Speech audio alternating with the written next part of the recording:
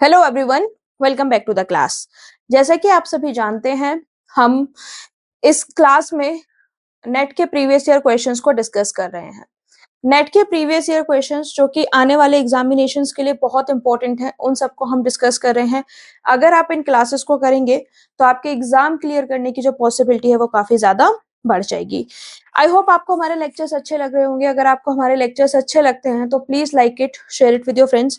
Channel को subscribe कीजिए ताकि जैसे ही सब्सक्राइबर ज्यादा से ज्यादा हो तो हम डेली लाइव क्लासेस को लेकर आ सके। अभी तक हम कंज्यूमर थ्योरी और प्रोड्यूसर थ्योरी जो है, यानी कि माइक्रो इकोनॉमिक्स के जो पहले दो टॉपिक है, कंज्यूमर थ्योरी, प्रोड्यूसर थ्योरी, उनको फिनिश कर चुके हैं। आज के इस क्लास में हम अनसर्टेनिटी एंड रिस्क को फिनिश करेंगे। ठीक है,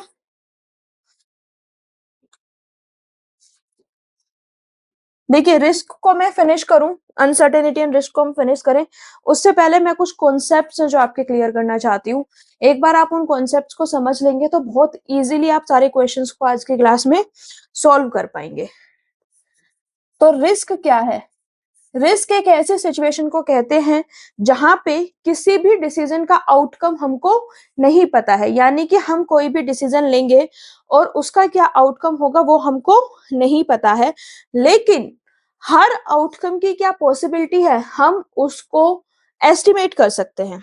हर आउटकम की प्रोबेबिलिटी को एस्टिमेट किया जा सकता है। रिस्क से क्या मतलब है? When outcome decision is not known but probability of each outcome is known। हर आउटकम की जो प्रोबेबिलिटी है वो आपको पता है, that is known as the risk. ठीक है, ये जो आउटकम्स हैं, इन आउटकम्स में जितना वेरिएशन होगा, यानी कि उसमें जितनी वेरिएबिलिटी होगी उतना ही ज्यादा रिस्क भी होगा। ठीक है, यानी कि अगर वेरिएबिलिटी हाई है, हाई वेरिएबिलिटी, तो ग्रेटर रिस्क।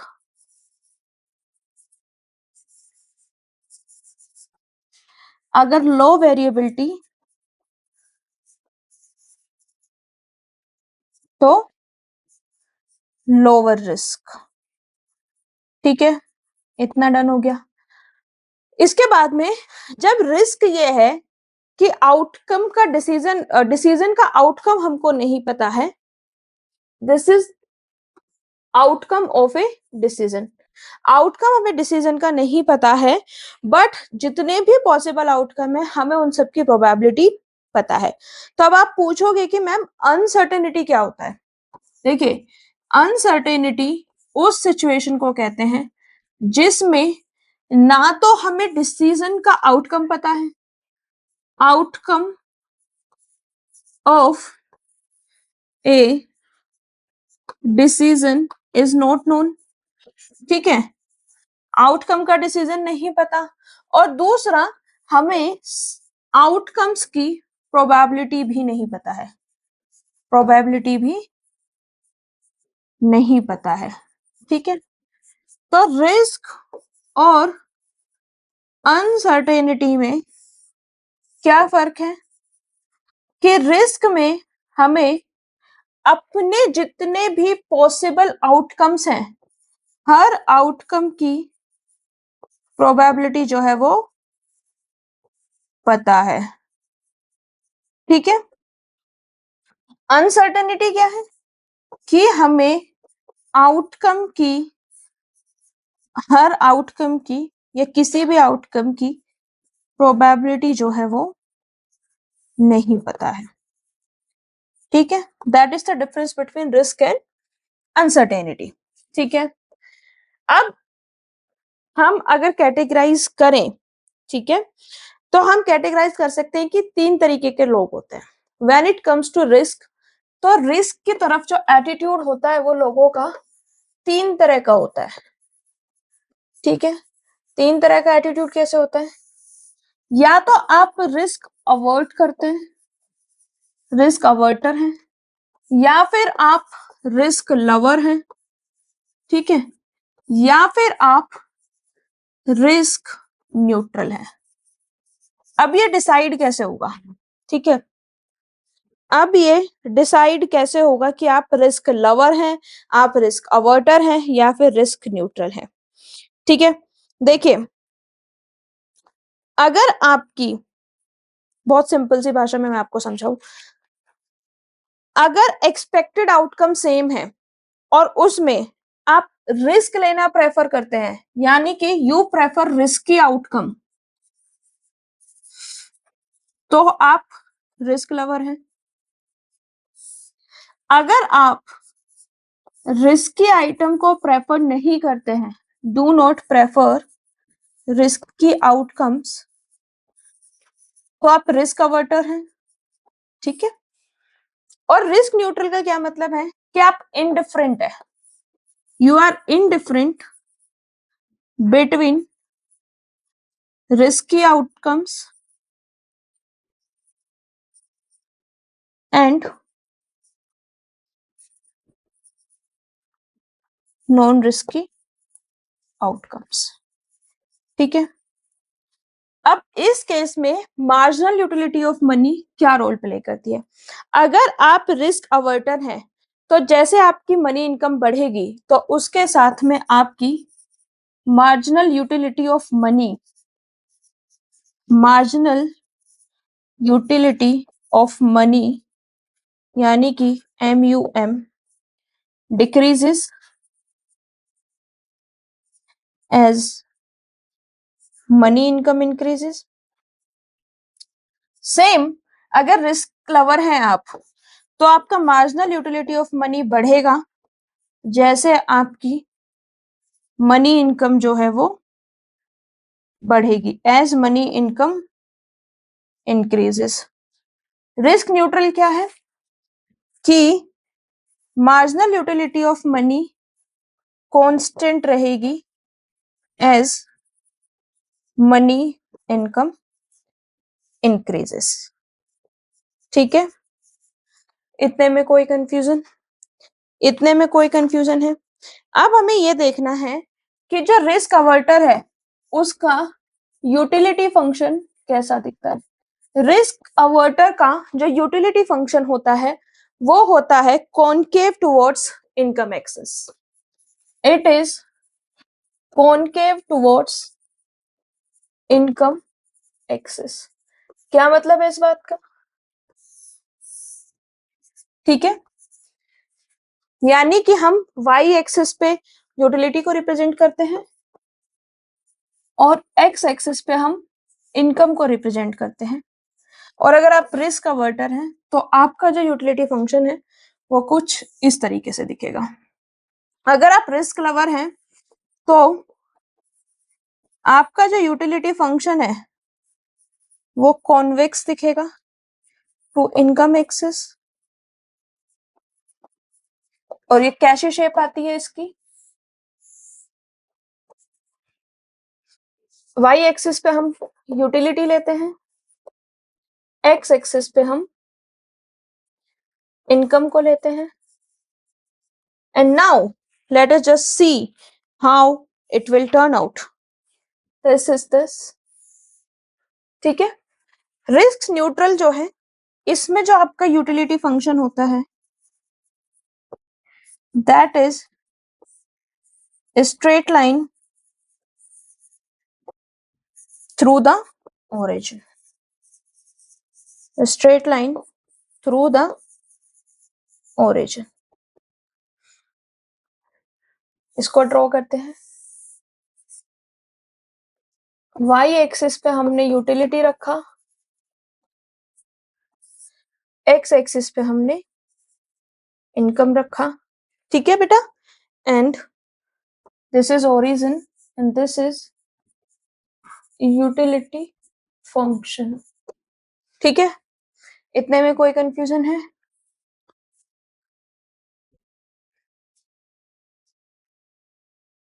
अब हम क्या करते हैं, हमने रिस्क एंड अनसर्टेनिटी के बेसिक कॉन्सेप्ट्स को समझ लिया है। अब हम क्या करते हैं, क्वेश्चंस को देखते हैं। Sunk cost are not relevant to economic decision, correct.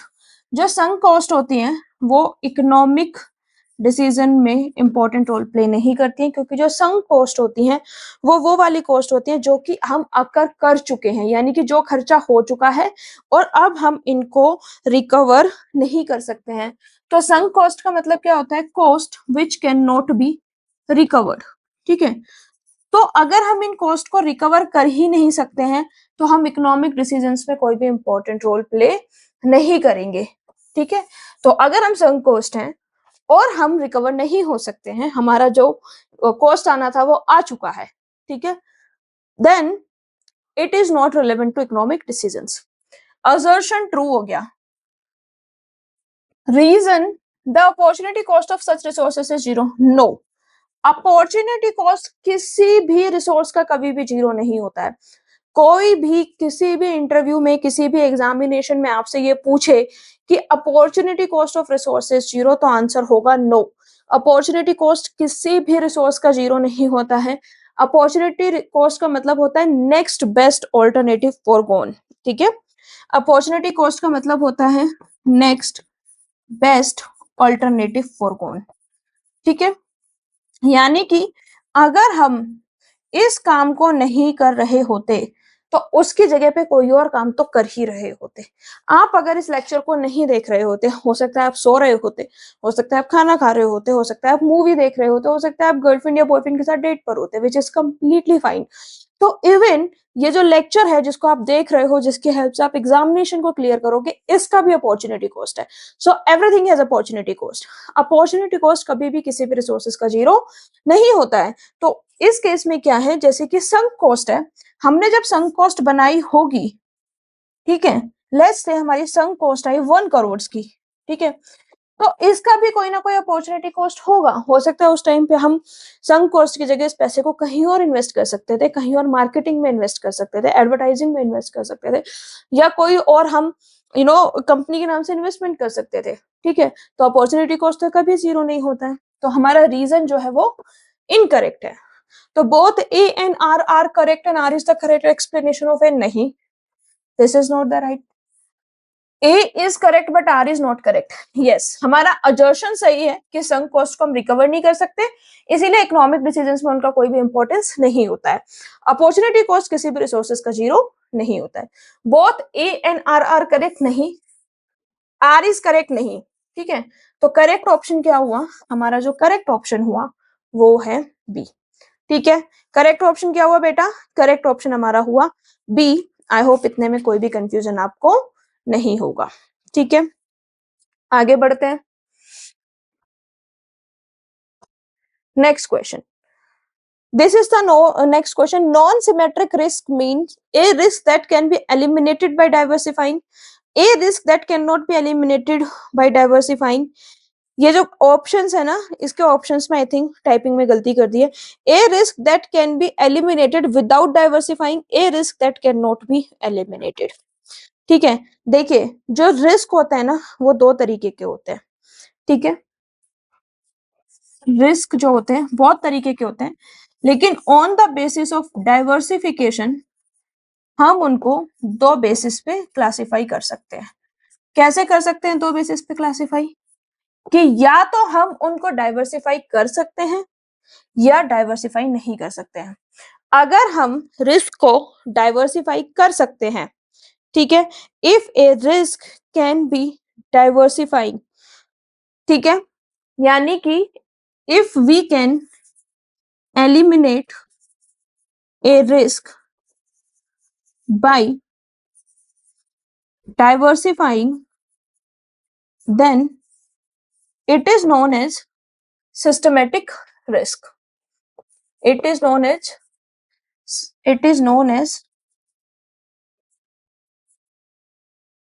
symmetric risk.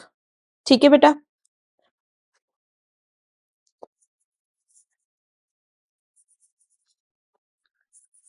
next is if a risk can't be cannot eliminate a risk by diversification, तो हम उसे क्या बोलते हैं? Non symmetric risk. बस ये दो चीजें आपको याद रखनी है। तो आपसे क्या पूछा गया है? नॉन सिमेट्रिक रिस्क मींस, यानी कि आपसे ये पूछा गया नॉन सिमेट्रिक रिस्क जिसको हम एलिमिनेट नहीं कर सकते हैं। A risk that can not be eliminated by diversifying, जिस रिस्क को हम डाइवर्सिफाई करने के बाद भी एलिमिनेट नहीं कर सकते हैं उसको हम नॉन सिमेट्रिक रिस्क बोलते हैं।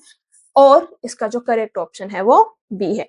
इसमें अगेन वही वाली थ्योरी लग रही है कि अगर दो ऑप्शन कंप्लीटली ऑपोजिट है तो बहुत ज्यादा चांसेस है कि उन दोनों में से कोई एक ऑप्शन ही आपका ठीक होगा।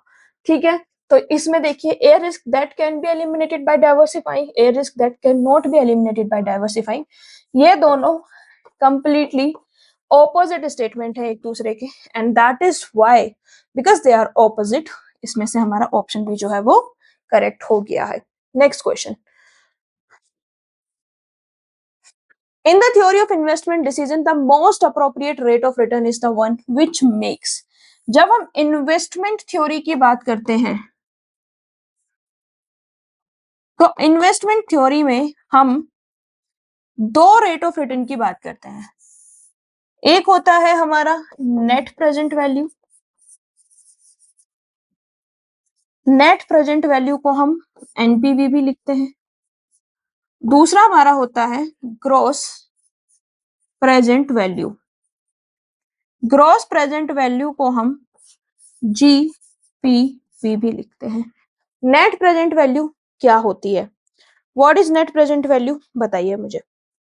देखिए, नेट प्रेजेंट वैल्यू जो है ये एक मेथड है जिससे हम ये पता करते हैं कि जो भी इन्वेस्टमेंट हम करने वाले हैं उसकी प्रॉफिटेबिलिटी कितनी है। ठीक है, यानी how much profit we can expect if we are making this investment. ठीक है, यानी कि हम इसको कैलकुलेट कैसे करते हैं? We calculate it by getting the difference between present cash inflow and cash outflow, यानी कि cash inflow and cash outflow के बीच में कितना डिफरेंस है उसकी हेल्प से हम नेट प्रेजेंट वैल्यू जो है उसको कैलकुलेट कर सकते हैं। ये over a period of time calculate करते हैं, 1 ईयर 2 ईयर या पूरे प्रोजेक्ट का 5 साल में हम कितना जो है कैश फ्लो एक्सपेक्ट कर रहे हैं, कितना कैश आएगा कितना कैश जाएगा, उसके बेस पे हम इसको कैलकुलेट करते हैं। नेट प्रेजेंट वैल्यू किसी भी इन्वेस्टमेंट की जीरो होती है जब rate of return, rate of return यानी कि रेट ऑफ रिटर्न को हम डिस्काउंट रेट भी बोलते हैं, this rate of return equals to internal rate of return. ठीक है, यानी कि नेट प्रेजेंट वैल्यू मेरी जीरो हो जाएगी जब जो डिस्काउंट रेट है वो मेरे इंटरनल रेट ऑफ रिटर्न के इक्वल हो जाएगा। इस पॉइंट पे जब मेरा नेट प्रेजेंट वैल्यू जीरो हो जाता है, तो जब मेरा नेट प्रेजेंट वैल्यू जीरो हो जाएगा तो उस केस में क्या होगा? मैं ब्रेक इवन कर जाऊंगी। ब्रेक इवन करने का क्या मतलब है कि जितना मैं कॉस्ट लगाऊंगी उतना ही मुझे प्रॉफिट जो है वो मिल जाएगा। ठीक है, यानी कि ब्रेक इवन का मतलब क्या होता है? Where the cost is equal to the cost जो है वो मेरा कैपिटल के रिटर्न के इक्वल हो जाएगा। ठीक है, जितना मैंने कैपिटल लगाया उस पर जो मुझे रिटर्न है वो मिल जाएगा। अगर मेरा एनपीवी 1 हो जाता है तो इसका मतलब ये हमारा प्रॉफिटेबिलिटी में पहुंच गया। एनपीवी 0 का मतलब ब्रेक इवन सिचुएशन, एनपीवी 1 के इक्वल है तो आपका प्रॉफिटेबिलिटी होता है। दूसरा होता है gross present value. Gross present value में क्या होता है? ये वैसी सिचुएशन होती है जिसमें हम present value of cash inflow को कैलकुलेट करते हैं, लेकिन इसमें से हम अपने सारे इनिशियल इन्वेस्टमेंट्स को हटा देते हैं, यानी कि present value of cash inflows minus initial investments. ठीक है बेटा, इतने में कोई कंफ्यूजन है? जब हम ग्रॉस प्रोजेक्ट वैल्यू को मैक्सिमाइज करते हैं, ये इन्वेस्टमेंट की कॉस्ट के एक अकाउंटेबिलिटी नहीं होती है, तो ये इन्वेस्टमेंट डिसीजन में इतना इंपॉर्टेंट रोल प्ले नहीं करती है। जो एनपीवी यानी कि नेट प्रेजेंट वैल्यू जिस रेट ऑफ रिटर्न पे जीरो हो जाता है, ठीक है, the rate of return that makes net present value zero, वो सिचुएशन होती है जहां पे जो इन्वेस्टमेंट है, जहां उस पे ना लॉस हो रहा है ना प्रॉफिट हो रहा है, ठीक है। इसीलिए ये most appropriate rate of return माना जाता है। तो NPV should be equal to zero. कहाँ है? Net present value the maximum नहीं, gross present value the maximum नहीं, net present value zero, correct.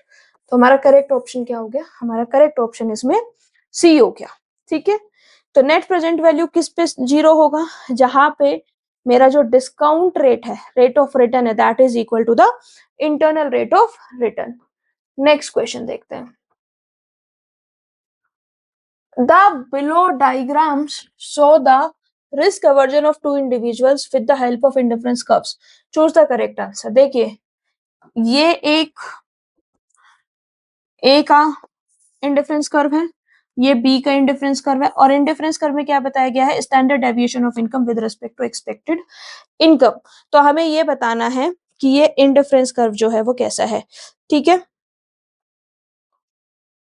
A is highly risk averse, B is highly risk averse, A's and B's risk aversion is identical, degree of risk aversion is indeterminate। देखिए, A and B's risk aversion is identical, ये तो possible ही नहीं है क्योंकि दोनों की shape में difference है। जब दोनों पर्संस के इंडिफरेंस कर्व के शेप में डिफरेंस है, तो यानी कि जो रिस्क अवर्जन है उसके भी पॉइंट में डिफरेंस है, ठीक है।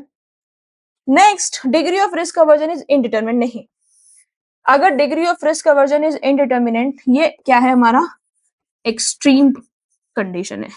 तो अगर ये इनडिटरमिनेट होता तो इसके जो शेप है वो नॉर्मल आईसी की तरह नहीं होती, ठीक है। अब हमको देखना है कि जो ए के इंडिफरेंस कर्व है ये हमारे स्टीप है, और जो बी के इंडिफरेंस कर्व है वो फ्लैट है। They are flatter, they are steeper. Diagram देख के आप इतना पता लगा सकते हो कि ए का इंडिफरेंस कर्व जो है वो स्टीप है और बी का जो इंडिफरेंस कर्व है वो फ्लैटर है। इसका मतलब ये है कि जो इंडिविजुअल ए है इसको ज्यादा एक्सपेक्टेड इनकम चाहिए होगी to compensate for the risk he wants to take. ज्यादा एक्सपेक्टेड इनकम मिलेगी तो मैं रिस्क लूंगा, ज्यादा एक्सपेक्टेड इनकम नहीं मिलेगी तो मैं रिस्क नहीं लूंगा। क्योंकि मैं ज्यादा एक्सपेक्टेड इनकम पे रिस्क लेने के लिए तैयार हूं, तो इसका मतलब यह है कि मेरा रिस्क अवर्जन जो है वो हाई है, ठीक है। मेरा रिस्क अवर्जन जो है वो हाई है। रिस्क अवर्जन हाई है। रिस्क अवर्जन हाई क्यों है? क्योंकि मैं बहुत कम अमाउंट के लिए रिस्क लेने के लिए तैयार ही नहीं हूं। मैं जो रिस्क लूंगा वो एक सब्सटेंशियल अमाउंट के लिए लूंगा। मैं केवल सब्सटेंशियल अमाउंट के लिए रिस्क लेने के लिए तैयार हूं। सब्सटेंशियल अमाउंट होगा तो मैं रिस्क लूंगा, ठीक है। बल्कि जब हम बी की बात करते हैं तो वो फ्लैटर इंडिफरेंस कर्व है, यानी कि इसको कम इनकम चाहिए रिस्क लेने के लिए। इनकम अगर आपकी कम भी मिलेगी तो भी वो रिस्क ले लेगा। रिस्क लेने के लिए उसको कोई भी सब्सटेंशियल अमाउंट नहीं चाहिए। तो हमें क्या पता चला? ए जो है वो हाईली रिस्क अवर्स है, ठीक है। A is highly risk averse. तो क्या हो गया? A is highly risk averse. Again देखिए, A is highly risk averse, B is highly risk averse, दोनों क्या है? ऑपोजिट स्टेटमेंट्स है। और मैंने बताया है जब भी हमें दो ऑपोजिट स्टेटमेंट मिलती हैं तो बहुत ज्यादा पॉसिबिलिटी होती है कि उन दोनों में से कोई एक जो है उसका आंसर हो सकता है।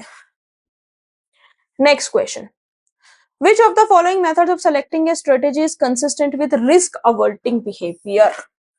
यानी कि रिस्क अवर्स की बात हो रही है। रिस्क अवर्स की बात हो रही है तो दो चीजें ध्यान रखनी है। पहला, मैं लेस वेरिएबिलिटी को प्रेफर करूंगा, ठीक है, यानी कि मुझे कंसिस्टेंसी चाहिए होगी। आई विल प्रेफर कंसिस्टेंसी, यानी कि consistent income with less deviation, ठीक है। दूसरा, अगर मैं रिस्क अवर्स हूं तो I will need more compensation या फिर मैं इस चीज को ऐसे भी लिख सकती हूँ that I will need more expected income, I will need more expected income to take risk. Option को देखते हैं. If two strategy have the same expected profit, same expected profit है, select the one with smaller standard deviation. Correct. ये option जो है हमारा मुझे सही लग रहा है, तो मैं इसको लूप में रखती हूँ. If two strategies have the same standard deviation, select the one with smaller expected profit. नहीं, देखिए स्टैंडर्ड डेविएशन को, ये जो मैं यहाँ पे वेरिएबिलिटी की बात कर रही हूँ ना, वेरिएबिलिटी, इसको हम स्टैटिक्स के डेफिनेशंस में रिप्रेजेंट करते हैं स्टैंडर्ड डेविएशन से. यानी कि दो ऐसी स्ट्रेटेजीज हैं, एक स्ट्रेटेजी मान लीजिए ए है, एक स्ट्रेटेजी मान लीजिए बी है. दोनों स्ट्रेटेजीज में हमारा जो एक्सपेक्टेड प्रॉफिट है वो सेम है. ठीक है, ए से भी आपको सेम प्रॉफिट मिलेगा, बी से भी आपको सेम प्रॉफिट मिलेगा. और फर्स्ट वाला ऑप्शन क्या कह रहा है, हमारा जो स्टैंडर्ड डेविएशन है ना वो इसमें कम है, यानी कि वेरिएबिलिटी कम है. तो मैंने आपको क्या बताया कि जो भी रिस्क अवर्टर होगा वो लेस वेरिएबिलिटी को प्रेफर करेगा, यानी कि फर्स्ट स्टेटमेंट काफी हद तक मुझे सही लग रही है. If two strategies have the same standard deviation, उनका स्टैंडर्ड डेविएशन सेम हो या ना हो हमें उससे फर्क नहीं पड़ता है, हमारा प्रॉफिट सेम है, उसके बाद में वेरिएबिलिटी कितनी है तब हम अपना डिसीजन ले पाएंगे. यानी कि प्रॉफिट हमें सेम चाहिए और वेरिएबिलिटी हमको कम चाहिए. इन्होंने क्या किया, इन्होंने बेस ही कम कर दिया, इन्होंने वेरिएबिलिटी सेम कर दी, जो कि आपके कॉन्सेप्ट को ही फ्लो कर देता है. तो बी ऑप्शन हमारा कट गया. Option C, if two strategies have the same standard deviation, select the strategies with larger coefficient of variation. Coefficient of variation जो होता है वो आपकी वेरिएबिलिटी को नहीं बताता है. ठीक है, ये आपकी वेरिएबिलिटी को नहीं बताता है. Coefficient of variation does not represent variability, variability is being represented by the standard deviation.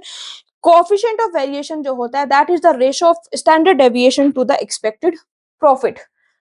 Coefficient of variation आपको क्या बताता है, ratio of variation to expected profit. ठीक है, ऐसे हमको पता चलता है. ठीक है, तो ये भी वेरिएबिलिटी नहीं बता रहा है. If two strategies have different expected profits, expected profit से डिफरेंस हो गया तो बेस ही गलत हो गया. हमारे जो एक्सपेक्टेड प्रॉफिट्स है they are suppose to be the same. ठीक है, तो हमारा क्या ऑप्शन सही है, ऑप्शन ए सही रहा. तो हमें पता चल गया जब भी हम रिस्क अवर्जन की बात करेंगे तो अगर प्रॉफिट सेम है तो लेस वेरिएबल ऑप्शन को प्रेफर करा जाएगा. और जब हम रिस्क लवर की बात करेंगे, ठीक है, तो रिस्क लवर के केस में हमारा क्या होगा कि प्रॉफिट सेम होगा और उसके बाद में हम प्रॉफिट सेम होने के बाद में मोर वेरिएबिलिटी को प्रेफर करेंगे, ज्यादा वेरिएबिलिटी को प्रेफर करेंगे. ठीक है, next question.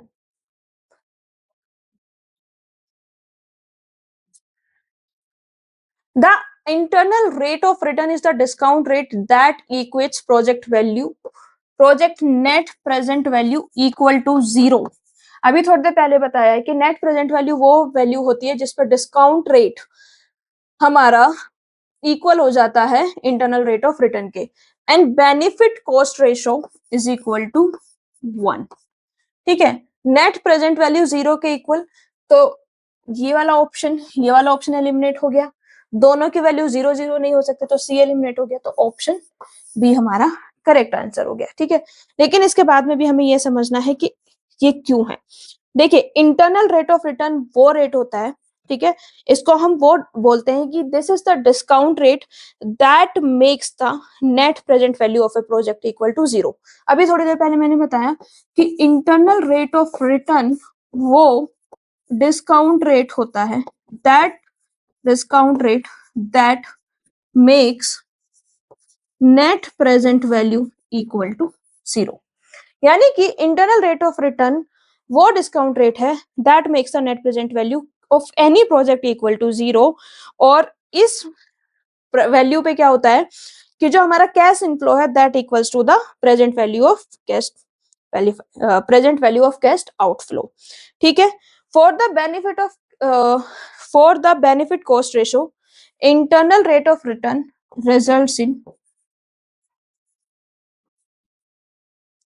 Internal rate of return के केस में जो हमारा बेनिफिट कॉस्ट रेशो होता है दैट इज इक्वल टू 1। ठीक है, बेनिफिट कॉस्ट रेशो क्या होता है?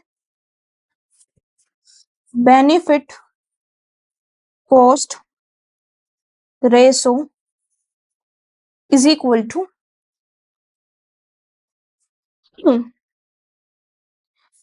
Present value of benefits divide by present value of cost.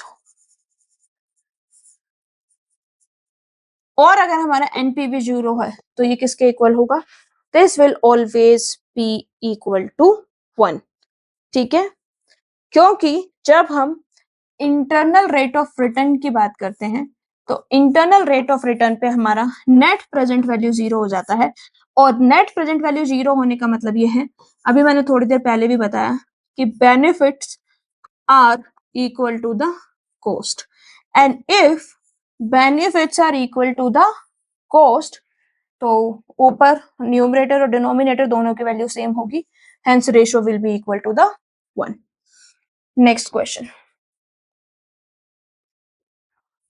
Consider the following statement preferring a certain income to a risky income.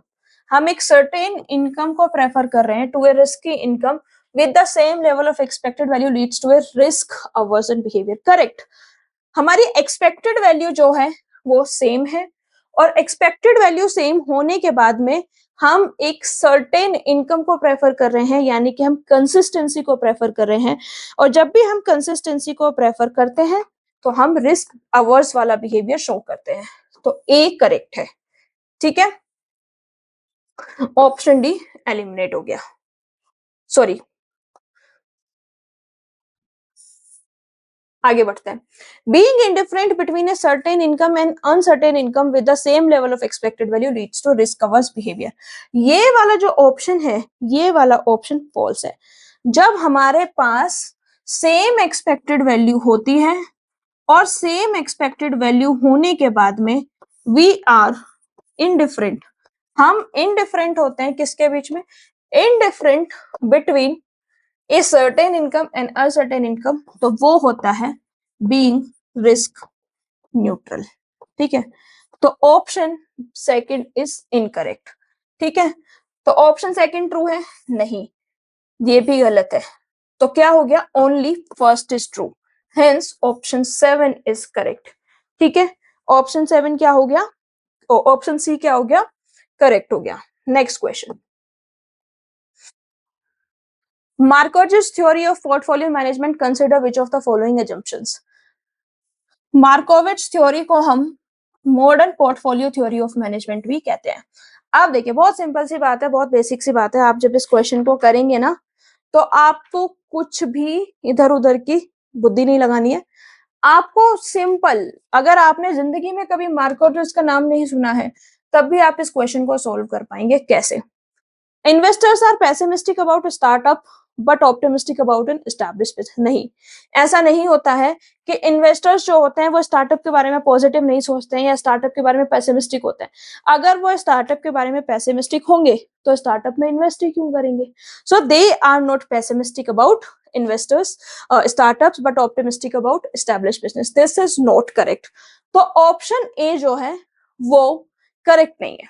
ठीक है, हमें करेक्ट ऑप्शन बताना है और हमें पता चल गया कि ऑप्शन ए करेक्ट नहीं है, तो जिस जिसमें ऑप्शन ए है उसको हटा दीजिए। ऑप्शन ए हट गया, ऑप्शन डी हट गया। ठीक है, next, investors have free access to fair and correct information on return and risk. ये बात बिल्कुल सही, option B is correct. Investors के पास में फेयर और करेक्ट इंफॉर्मेशन का फ्री एक्सेस होता है। Investor have a tendency to lean towards crypto. ये बहुत ही वेग अजम्पशंस है कि इन्वेस्टर्स जो है वो क्रिप्टो करेंसीज की तरफ लीन है। तो option C will never be the correct. तो ऑप्शन सी आप हटा दीजिए। तो क्या ऑप्शन बचा आपके पास? करेक्ट ऑप्शन आपके पास बी बचा। और only on the basis of common sense you could have solve this question. जब ये क्वेश्चन जिस साल एग्जाम में आया था तो लोगों ने बोला पता नहीं क्या क्या थ्योरी पूछ ली है, क्या क्या थ्योरी पूछ ली है, हमें तो समझ ही नहीं आता है ना। Every time there is a new theory. तो जब भी किसी नई थ्योरी से क्वेश्चन आते हैं तो दो चीजों का याद रखना। सबसे पहले जब भी कोई नया कॉन्सेप्ट किसी भी एग्जाम में इंट्रोड्यूस होगा तो उसके बहुत बेसिक लेवल के, बहुत ही सिंपल लेवल के क्वेश्चन जो है वो पूछे जाते हैं। और दूसरा कि आप उन क्वेश्चंस को कॉमन सेंस से क्लियर कर सकते हैं। ठीक है, जो भी नए कॉन्सेप्ट इंट्रोड्यूस होंगे उसमें से आप 80% जो है उनको अपने ऑलरेडी जो आपके पास इकोनॉमिक सेंस है, ऑलरेडी आपके पास जो इकोनॉमिक लॉजिक है, उसकी हेल्प से सॉल्व कर सकते हैं। आपको उसमें कोई भी एक्स्ट्रा एफर्ट मारने की जरूरत नहीं पड़ेगी। और एक चीज और दिमाग में लेकर जाइएगा कि जब आप एग्जाम में जाएंगे तो एटलीस्ट 10 से 15 क्वेश्चंस ऐसे होंगे, वो उन कॉन्सेप्ट से होंगे जो कॉन्सेप्ट्स आपने पहले कभी देखे ही नहीं होंगे। नो मैटर आप कितने अच्छे इंस्टीट्यूट से मास्टर्स करके आ रहे हैं, उन क्वेश्चंस को आप नहीं सॉल्व कर पाएंगे। बहुत ज्यादा पॉसिबिलिटी है कि उन कॉन्सेप्ट्स को आपने कभी देखा भी नहीं होगा। वो क्वेश्चन होते ही इसीलिए हैं बच्चे का कॉन्फिडेंस लूज करने के लिए, और बच्चा उस प्रोसेस में पैनिक करके जो क्वेश्चंस आते हैं उनको भी गलत कर दे। तो आपका फोकस होना चाहिए जो आपने पढ़ा है, जो आपको अच्छे से आता है, जो भी आपको अच्छे से आता है उसमें कोई भी गलती ना हो। ठीक है, जो नहीं आता है ना आपको, वो किसी को भी नहीं आता है। जो आपने नहीं पढ़ा है वो किसी ने भी नहीं पढ़ा है। जो फाइट है, जो कंपटीशन है, वो है जो सबको आता है उसको सही करने की। इजी क्वेश्चन को सही करने से हमेशा एग्जाम निकलता है, क्योंकि डिफिकल्ट क्वेश्चन किसी को नहीं आता है। ठीक है, अब देखिए मार्कआउट जिस थ्योरी ऑफ पोर्टफोलियो मैनेजमेंट या फिर modern theory of portfolio management है, ये बेसिकली क्या करता है, ये पोर्टफोलियो डाइवर्सिफिकेशन पे बात करता है। ये कहता है कि अगर आपको अपने रिटर्न्स जो है वो मैक्सिमाइज करने हैं तो आपको अपने पोर्टफोलियो को डाइवर्सिफाई कर देना चाहिए। और ये क्लासिफाई करता है स्टॉक्स को high risk high return, low risk low return में। और ये कहता है कि आपको ऐसा कॉम्बिनेशन बनाना चाहिए high risk high return and low risk low return stocks का, ताकि आपका जो ओवरऑल प्रॉफिट्स है, ओवरऑल पोर्टफोलियो है, वो आपको मैक्सिमम रिटर्न दे सके। Next question. Next question is, in a situation of decision under uncertainty, if a consumer faces, अगर uncertainty है, if a consumer faces equal expected income from two alternatives, then she will take decision on the basis of। क्या बोला गया है कि आपको uncertainty के basis पे डिसीजन लेना है, यानी कि आप प्रोबेबिलिटी का आउटकम्स जो है वो नहीं जानते हो, और आपके पास दो ऑल्टरनेटिव्स हैं, और उन दो ऑल्टरनेटिव्स में आपको सेम एक्सपेक्टेड इनकम मिल रहा है, you are getting same expected income. तो फिर आप डिसीजन जो है वो कैसे लेंगे? Expected utility of both the alternatives, probability of risk attached with each probability, variation of risk attached with each variable.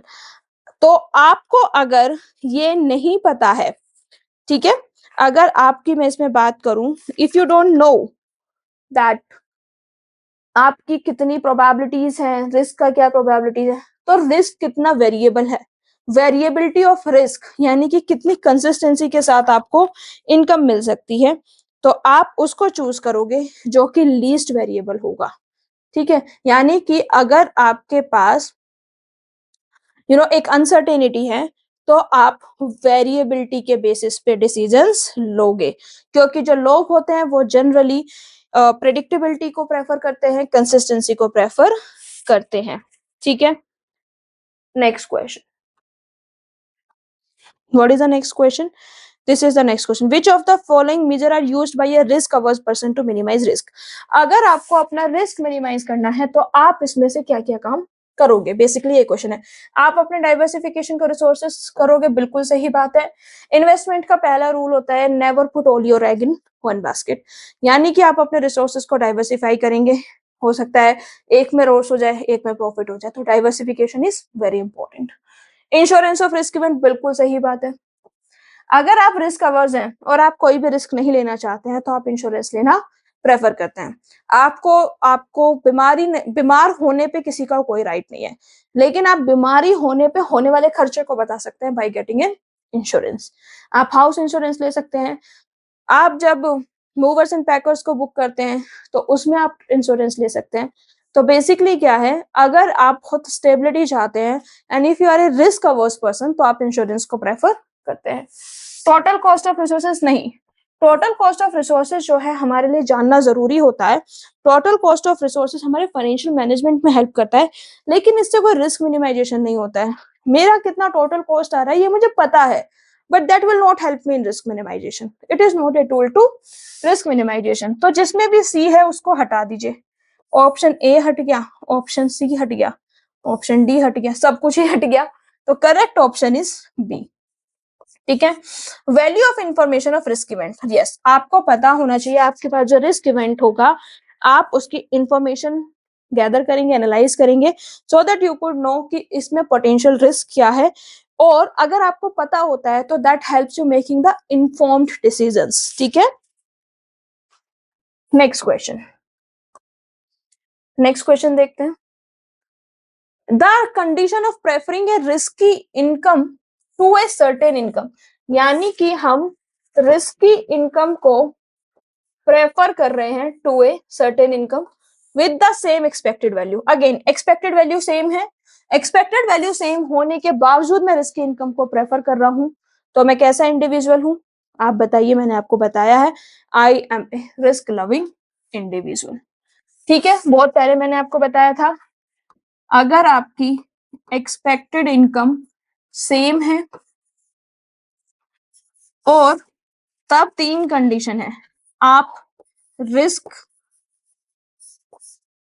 Risk को प्रेफर करते हैं तो आप रिस्क लवर हैं। अगर आप रिस्क को अवॉइड करते हैं तो आप रिस्क अवर्टर हैं। अगर आप इनडिफरेंट हैं तो आप रिस्क न्यूट्रल हैं। ठीक है, तो इसमें क्या आंसर होगा? करेक्ट ऑप्शन बी आपका हो जाएगा। ठीक है। Next question, the condition of preferring a certain income to a risky income, आप एक सर्टेन इनकम को प्रेफर कर रहे हो, एक्सपेक्टेड वैल्यू आपका सेम है एंड आपको एक सर्टेन इनकम जो है उसको प्रेफर कर रहे हो। और जब आप एक सर्टेन इनकम को प्रेफर करते हो यानी कि आप रिस्क लेना प्रेफर ही नहीं करते हो, तो क्या होता है आप एक रिस्क अवर्टर होते हो, you are a risk averse individual. तो करेक्ट ऑप्शन क्या है? वो सी हो गया। ठीक है, देखिए इसी के साथ में हमने रिस्क अनसर्टेनिटी के जितने भी क्वेश्चंस पूछे गए हैं वो सारे सोल्व कर लिए हैं। ज्यादा क्वेश्चन नहीं पूछे गए हैं, मैक्सिमम एक क्वेश्चन आपसे एग्जाम में पूछा जाएगा। लेकिन इस टॉपिक का एडवांटेज ये है कि जो मैक्सिमम एक क्वेश्चन आपसे पूछा जाएगा वो इतना इजी होगा कि या तो आप उसे कॉन्सेप्चुअल नॉलेज से या फिर आप उसे कॉमन सेंस से सोल्व कर पाएंगे। यानी कि अगर आपने ये 12 क्वेश्चन कर लिए और इस टॉपिक के कॉन्सेप्ट्स की आपको मोटा मोटी थोड़ी बहुत बेसिक नॉलेज है तो you will be able to easily get 2 marks. अगर एग्जाम में आएगा तो आप उसको इजिली सोल्व कर पाएंगे। ठीक है, आई होप आपको मेरे लेक्चर्स अच्छे लग रहे हैं, आपको जो कॉन्सेप्ट्स हैं वो समझ में आ रहे हैं। एंड अगर आपको लेक्चर अच्छे लग रहे हैं तो प्लीज लाइक इट, शेयर कीजिए अपने फ्रेंड्स के साथ, चैनल को सब्सक्राइब कीजिए। जैसे ही ज्यादा सब्सक्राइबर इस चैनल पे हो जाएंगे we will come live and I will teach you live on this channel. मैं आपको लाइव क्लासेस दूंगी that will help you more. ठीक है, see you in the next class, see you soon.